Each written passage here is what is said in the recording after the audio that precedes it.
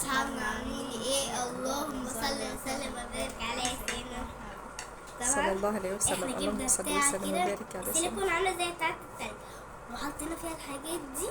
اه. عملنا وافل بتاعت الوافل.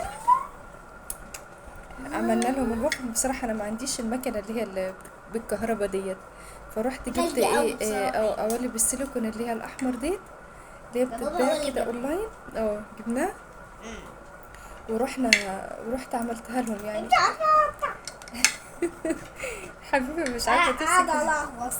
طب خلاص بلاش السكينه، مش لازم يعني، احنا هنا مش في كافيتيريا ولا مطعم ولا حاجه. اعملها لك انا، يا اما امسكي بالشوكه بس كده. بصي ادم ما شاء الله عليه. هي ادم على فكره السكينه بتتمسك في اليمين هي كده اسهل. مش في الشمال. مش عارفه تعمليها، اعمل لك انا. لا انا عرفت. طب امسكيها زي ادم. عرفتي تقطعي؟ طيب قولي بسم الله الرحمن الرحيم وكلي. شويه صوص كده. حطيت لهم عليها الصوص اللي هو الفراوله اللي حطيناه قبل كده على القشطوطه. هي طبعا مش حلوه زي بتاعت بره عشان ما نكذبش. هما كل واحد بيبقى ليه صنعته. الصوص ده مش في البتاع نفسها. في الوافل مش عاجبكم الصوص الفراوله على الوافل؟ يمكن البتاع مش لايق مع كانت عايزه صوص شوكولاته. لا الصوص اللي بيبقى في المطعم بيبقى جميل، بيبقى هم عاملينه كده زي ما يكون مركز. كان تحفة قوي اللي في المطعم. لما بنروح المطعم الكبير ده اللي في مصر عندنا في المنيا. في مصر واحنا قاعدين في مصر في المنيا. عندنا مطعم كبير كده في المنيا. ايه بنروح حبيبه بتحارب عشان يا جماعة ايه المفروض ما تبقاش كده. انا حاسه ان حته الوافل هتطير عليا يا حبيبه، يا اما المفرش هياكلها. ايه اللي مخليها صعبة تقطيعها كده؟ شايفين دي؟ الاطراف دي الاطراف مقرمشه. ما هي انا اول مره يا اصحابنا اعملها بصراحه في قوالب السيليكون دي، فحاسه ان هي ما ظبطتش معايا، او العجينه خدت وقت كبير خالص، خدت في حدود اكتر من نص ساعه. لكن هو في المكنه بيبقوا كاتبين ان هي في المكنه اللي هي بتاعتها دي اللي هي مكنه الكهرباء. بلاش ميه ساقعه دلوقتي يا حبيبي عشان هم زورهم وجعوا. طب ثواني، طيب انا هرتيها لك. بصراحه ما مش عارفه، حاسه ان هي نشفت مني شويه ولا ايه. بره بتبقى تحس ان هي ايه هشه كده شويه ادم مقرمشه. ايوه طري. ما انت حطيتيها كذا مره في الفرن. كانت حلوه قوي وهي ما كانتش راضيه تستوي. طب حطيتها تحت الشوايه سنه عشان تحمر كده عشان كانت بيضه خالص. خلاص يا عم الحاج. كده تبقى احسن بكتير لان الاطراف دي مصعبه النطق. الاطراف نشفت. بس هي العجينه نفسها من جوه بس العجينه طريه لكن الاطراف نشفت عشان الاطراف انا حطيتها تحت الشوايه، فالاطراف هي اللي نشفت حمرت قوي. نعم يا حبيبي.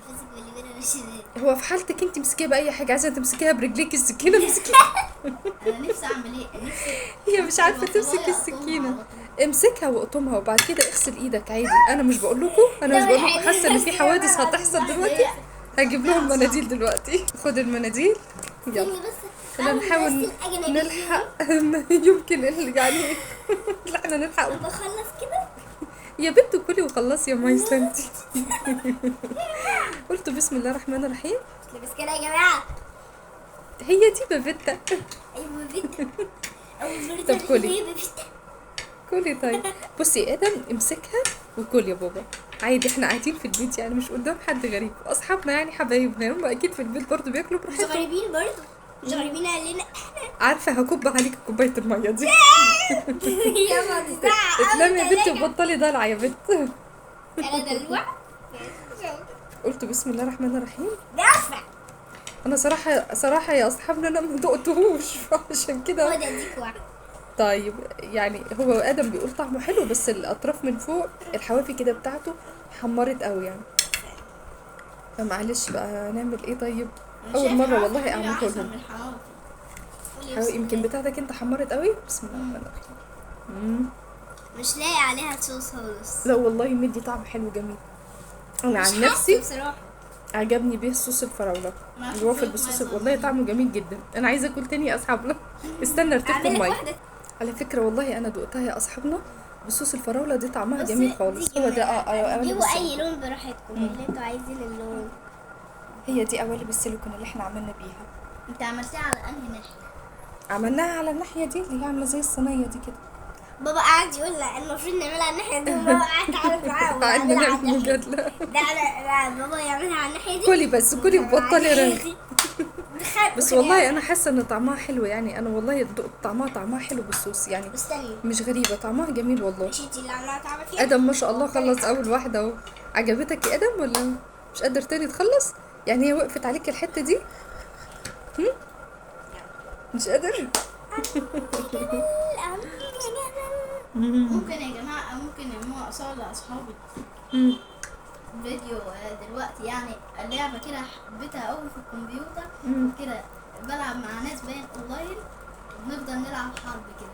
ادم عايز يصور اللعبه هو بيلعبها. في لعبتين جامدين في البرنامج اللي انا بلعب عليه، بيلعبهم اونلاين مع اصحابه. جميل. كلي انت يلا. ده بايدك انت العسول اللي فيها القلب الحنين. يا رب يكون الفيديو عجبكم يا اصحابنا. يا نشوفكم على خير، وانتوا برضو جربوه عجينة الوافل دوت في البيت. اعمل قدامكم بس. اللي ما عندوش المكنه ديت يعملوا باللي هي السيليكون ده، يعني نشوف يعني جربوا يمكن يطلع احسن مننا احنا. بس هو الاحسن المكنه بس هي تقريبا المكنه دي غاليه غالية أوي. الواحد بيخاف ان الموتور بتاعها يبوظ او ما يبقاش يعني مش هنعرف نستخدمها دايما. 13 جنيه كده 30 جنيه. يلا قولوا لاصحابكم بقى نشوفكم على خير، ويا رب تكون القصه اللي احنا نزلناها تكون عجبتكم. ايه؟ قولوا لنا بقى في الكومنتات القصه بتاعت كبش ابراهيم حبيبه اللي شافتها. ايه كبش ابراهيم دي؟ القصه قصه دينيه، مش احنا بتاع قلنا الذبح؟ بتاعت الذبح. هو انا سمعت كنت بتقولي بتاع الذبح. ان شاء الله نعمل لكم قصص تانية، ولو في اي حاجه حابين انتوا تشوفوها ما لو قلتليش. تقولوا لا انا استغربت كده استغربت. ابعتوا لنا في الكومنتات. يلا نشوفكم على خير. السلام عليكم ورحمه الله وبركاته.